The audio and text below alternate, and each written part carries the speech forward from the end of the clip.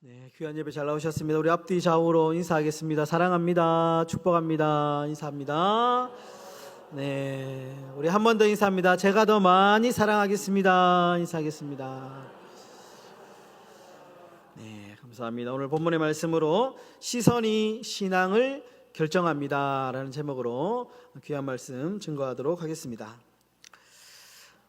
지난 12월 29일 날 여러분 축구 황제 하면 펠레라는 사람, 브라질 축구 황제 펠레라는 사람이 세상을 떠났습니다. 이 사람이 얼마나 축구를 잘했는지 15살 때 이미 소문이 났고 선수의 발탁이 되고 그때부터 이제 축구 선수의 삶을 살았다고 합니다.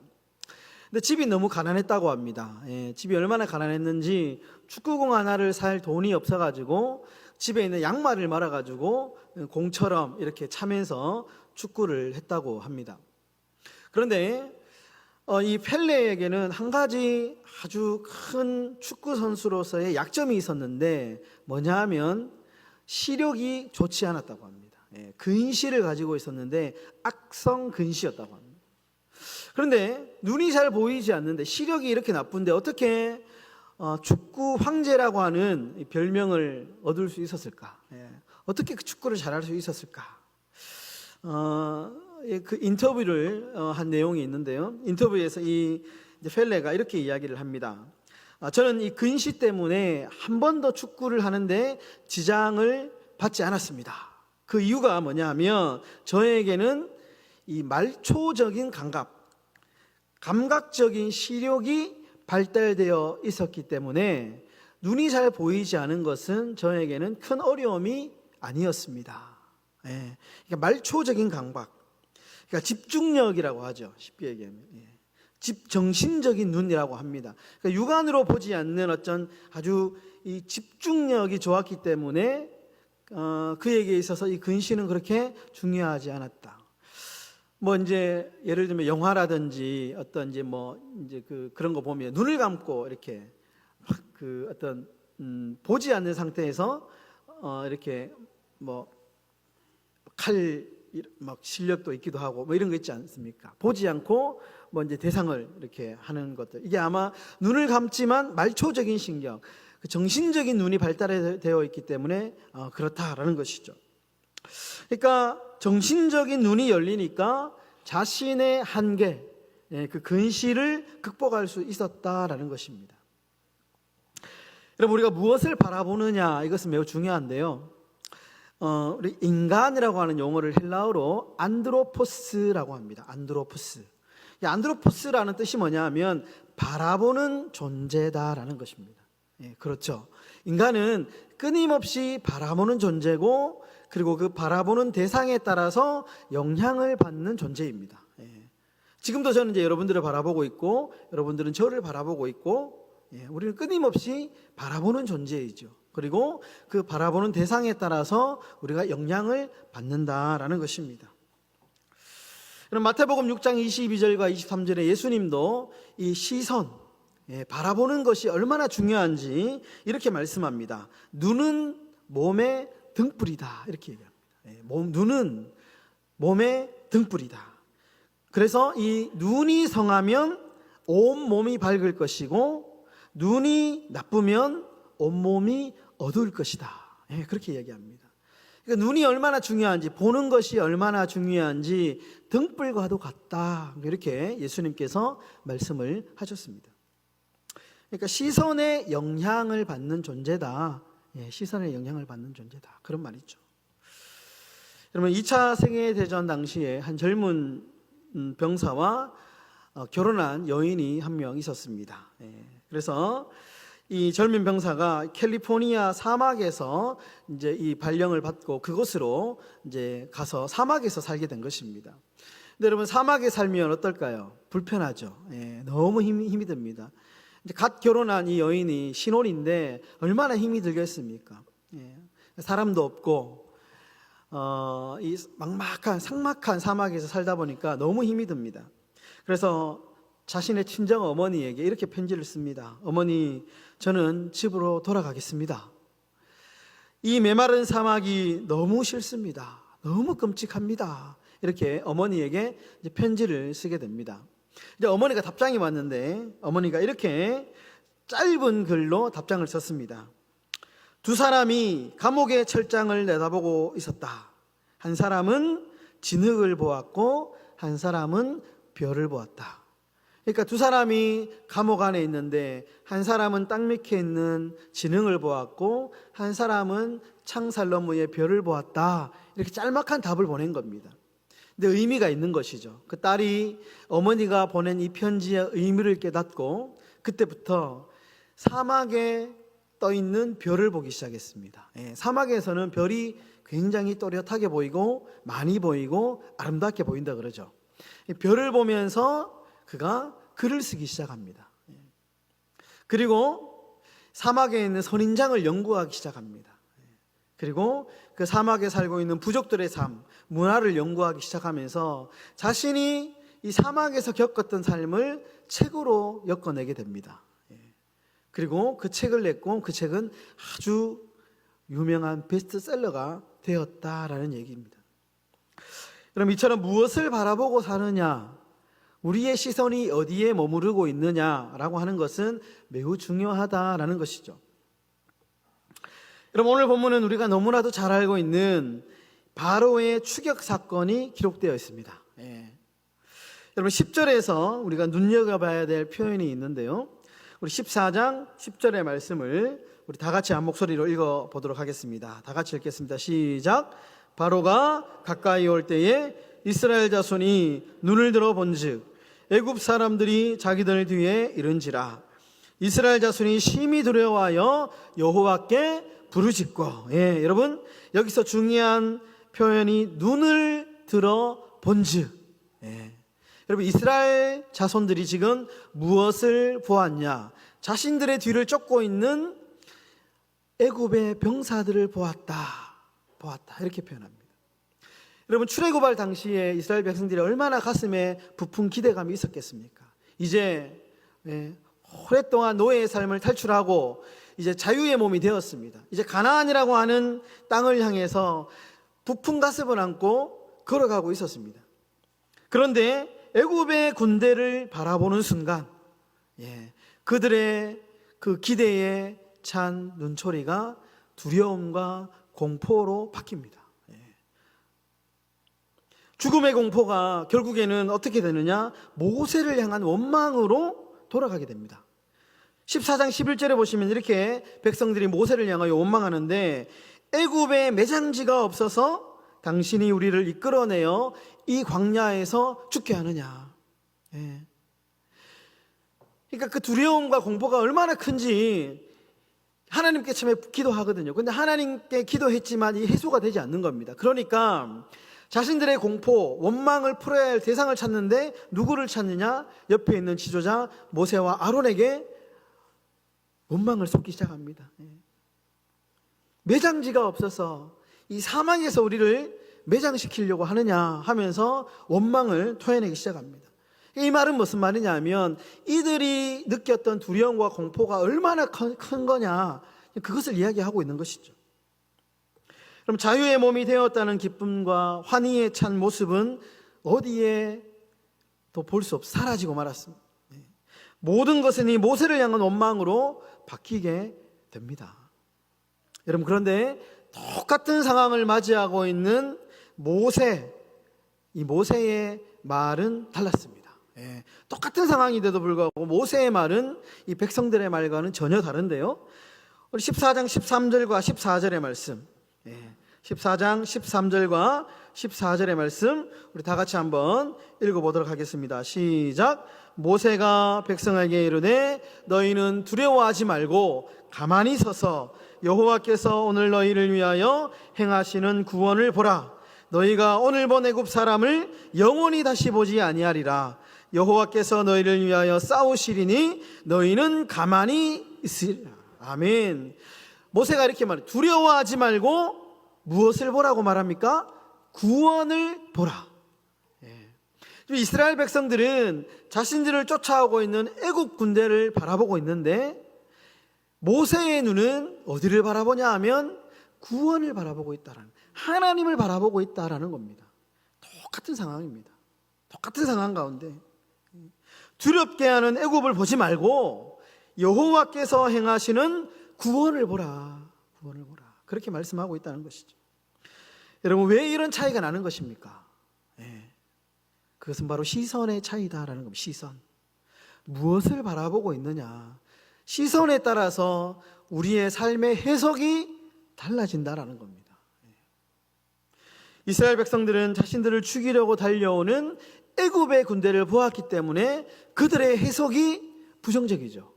반면에 모세는 자신들을 구원하는 하나님을 바라보았기 때문에 긍정적인 해석이 나오는 것입니다. 여러분, 신문 보면 어떻습니까? 여러분, 요즘 뉴스를 보면 어떨까요? 참 안 좋은 이야기, 부정적인 이야기, 무역 적자가 벌써 엄청난 무역 적자가 지금 발생하고 있고, 북한은 어김없이 지금 미사일을 쏘아대고 있고, 물가는 올라가고 있고, 금리는 계속해서 올라가고 있고, 우크라이나의 전쟁은 그칠 줄 모르고, 지진의 수습은 끊임없이 아직도 여전히 많은 사상자들이 나오고 있고, 여러분, 세상을 바라보면 두려움과 공포가 몰려옵니다. 저는 요즘에 막 그렇더라고요. 친구 목사에게 제가 그런 얘기를 한 적이 있는데, 요즘에 너무 나라가 걱정된다고. 기도가 저절로 나온다고. 두려움과 공포가 늘 있습니다. 여러분, 그러나 우리가 우리의 시선을 세상이 아닌 하나님께로 향하면, 하나님의 말씀으로 향하면 새로운 믿음의 시야가 열리게 되는 줄 믿습니다. 힘들고 어려울수록 우리가 세상을 바라보는 것이 아니고 하늘을 들어서 하늘을 바라봐야 됩니다. 상황은 여전히 두렵고 상황은 여전히 힘들지만 여러분, 그것만 계속 바라보고 있으면 그 두려움은 끊임없이 몰려오게 될 것이고, 사단은 그 두려움을 틈을 타서 우리를 넘어지게 한다는 것이죠. 사랑하는 성도 여러분, 나와 함께 하시는 주님을 바라보실 수 있기를 주의 이름으로 축원합니다. 여러분, 2014년에 아주 유명한 영화가 한 편 개봉이 됐습니다. 이순신 장군의 일대기를 그린, 특별히 명랑해전의 아주 12대 330척의 대승을 이끈 명랑이라고 하는 영화가 2014년 개봉했습니다. 아주 유명한 영화죠. 무려 1760만 명이 이 영화를 봤습니다. 많은 이 영화 평론가들이 어떻게 12척의 배로 330척의 배를 물리칠 수 있을까? 역사학자들이 분석을 했는데 다양한 분석을 내놓았습니다. 어떤 사람은 이 소용돌이 치는 물살로 유명한 그 울돌목이라고 하는 그곳이었기 때문에 승리가 가능했다, 이렇게 이야기하는 사람들도 있었고, 조류가 바뀌는 시간을 아주 기가 막히게 이용했기 때문에 가능했다, 이렇게 해석하는 사람들도 있었습니다. 근데 이 영화를 만든, 이 명랑이라고 영화를 만든 이 영화의 감독은 그 원인을 조금 다르게 봅니다. 이순신 장군이 어떻게 이 울돌목이라고 하는 곳에서 승리할 수 있었을까? 영화 감독은 그 영화에서 조금 다르게 해석하는데, 결론적으로 이순신 장군은 사람에게 집중했다. 사람에게. 영화에 이런 대사가 나옵니다. 만일 두려움을 용기로 바꿀 수만 있다면 그 용기는 100배, 1000배 큰 용기로 배가 되어 나타날 것이다. 여러분, 당시에 12척밖에 남지 않은 상황에서 병사들이 엄청난 공포에 막 사로잡혀 있었습니다. 패배주의, 우리는 이제 전쟁에 나가기만 하면 끝장난다. 장수들이 끊임없이 장계를 올립니다. 이순신 장군을 찾아가서 이 전쟁은 절대로 하면 안 됩니다. 우리 빨리 이 수군을 패하고, 그리고 전주로 가서 우리가 육군하고 합류해야 됩니다. 절대로 이 전쟁을 하면 안 됩니다라고 막 사람들이 그렇게 이야기를 합니다. 그런데 이순신 장군에게 이들의 그 두려움, 이 두려움을 용기로 바꿀 수 있다면 우리는 승리할 수 있다. 그 비결을 찾기 시작합니다. 여러분, 당시에 이제 이순신 장군이 선택한 전략이 있었는데, 진법이 일자진이었습니다. 일자진. 배가 바닷 가운데 적군을 상대로 쫙 이렇게 일자로 펴는 겁니다. 일자로.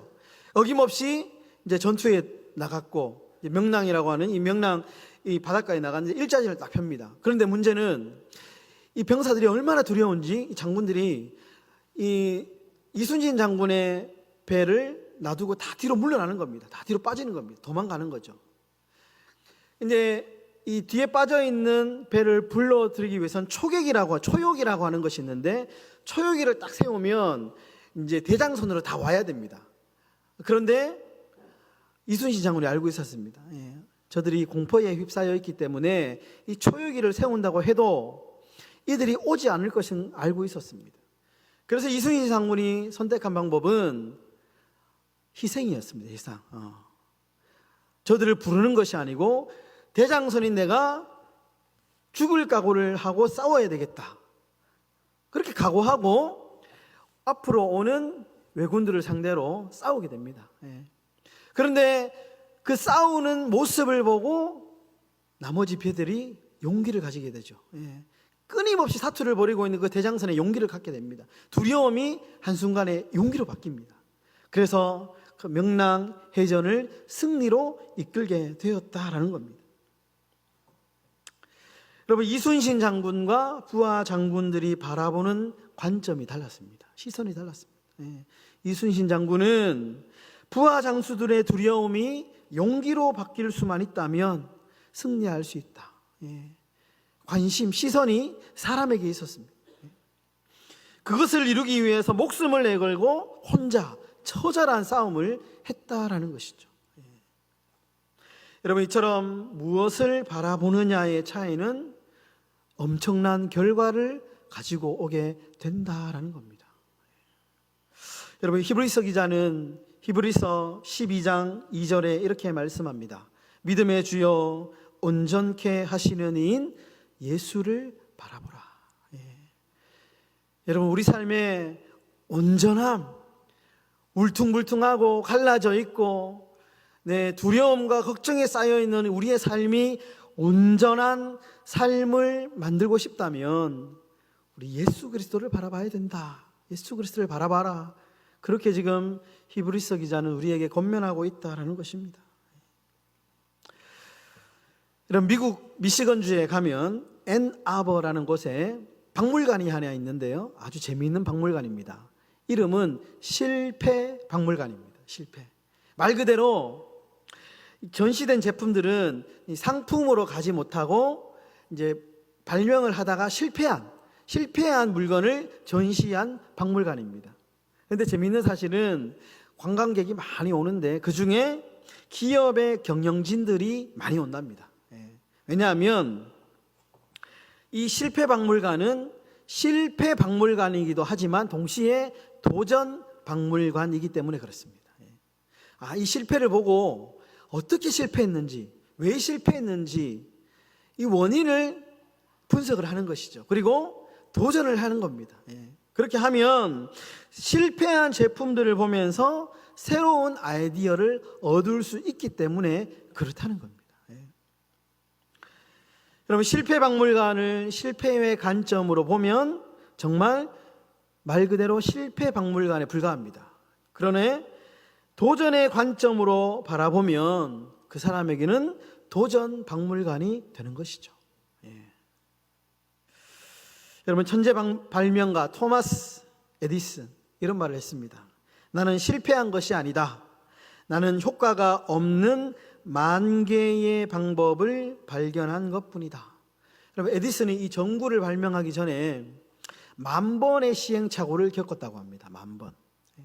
그런데 그가 이 시행착오를 겪을 때마다 이 실패로 바라본 것이 아니고 전구가 켜지지 않는 또 한 가지의 발견을 했다. 관점의 차이였죠. 그러니까 실패조차 승리를 위한 하나의 과정으로 바라보게 된 것입니다. 여러분, 우리가 우리의 시선으로 어떻게 바라볼 것인가, 무엇을 바라볼 것인가, 이것은 매우 중요한 결과를 낳게 된다라는 것입니다. 그럼 바라기는 우리를 온전케 하시는 그 예수 그리스도, 하나님의 말씀을 바라보시는 저와 여러분들의 삶이 되시기를 주의 이름으로 축원합니다. 말씀을 정리하겠습니다. 여러분을 어느 스승이 둘러앉아 있는 제자들에게 이렇게 질문을 합니다. 어두움이 지나가고 새날이 오는 것을 어떻게 알 수 있는가? 어두움이 지나가고 새로운 날이 온다는 것을 어떻게 알 수 있느냐? 제자들에게 이렇게 질문을 했습니다. 똑똑하다고 자부한 한 제자가 이렇게 말합니다. 주변이 밝아오는 것을 보면 새날이 오는 것을 알 수 있습니다. 이렇게 대답했습니다. 맞는 말이겠죠. 밤이 지나고 새날이 오면 날이 밝아지잖아요. 그러니까 날이 밝아지면 새날이 오는 것입니다. 이렇게 얘기합니다. 스승은 말없이 고개를 이렇게 틀렸다 이렇게 얘기합니다. 두 번째 제자가 이렇게 얘기합니다. 창문을 열고 사람이나 짐승이나 사물이 보이기 시작하면 새날이 온 것을 알 수 있습니다. 이렇게 얘기했습니다. 맞는 답인 것 같지만 스승은 틀렸다 이렇게 얘기합니다. 여러 제자가 각자의 의견을 나름대로 말했지만 스승은 다 틀렸다. 어두움이 지나가고 새날이 오는 것을 어떻게 알 수 있을까? 여러분, 어떻게 알 수 있을까요? 스승은 이렇게 이야기를 합니다. 너희가 눈을 뜨고 주위를 둘러보았을 때 지나다니는 사람들이 그저 사람이 아닌 형제로 보이면 그때 비로소 새날이 밝아온 것이다. 그냥 한 사람, 나하고 아무 관계없는 사람이 아닌 저 사람의 삶이 보이고 저 사람이 형제로 보이면 비로소 새날이 밝은 것이다. 아주 철학적인 얘기죠.